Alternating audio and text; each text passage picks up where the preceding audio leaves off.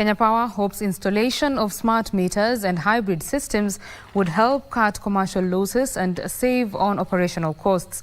Kenya Power Managing Director Joseph Siror says the utility firm has installed 67,000 smart meters at business premises that are as MSMEs. Kenya's electricity network installed capacity has grown over the years to reach 3,246 megawatts, with a consistent peak demand and total sales rising by 92 megawatts in the last 1 year. The expanded network and customer base of about 9.53 million homes has, however, come with challenges such as illegal consumption, theft by direct hooking, and defective meters leading to commercial losses.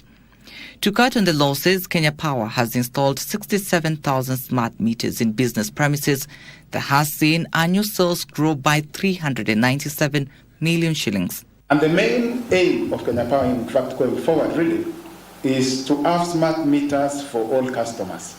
Indeed, as a strategic direction, going forward, we committed to go in the path of smart meters. Siror says Kenya Power has surpassed its connectivity target for the half-year period ending December 2023 by 13.87%, having connected 256,200 new customers to the grid against a target of 225,000 customers.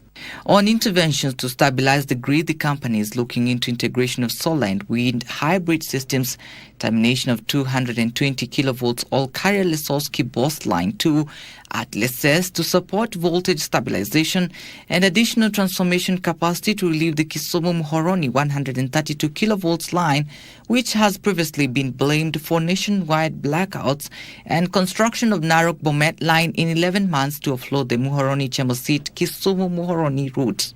Lifeline maintenance is one of the things that we are really promoting, and this entails being able to undertake whatever maintenance is required without necessarily interfering with power supply.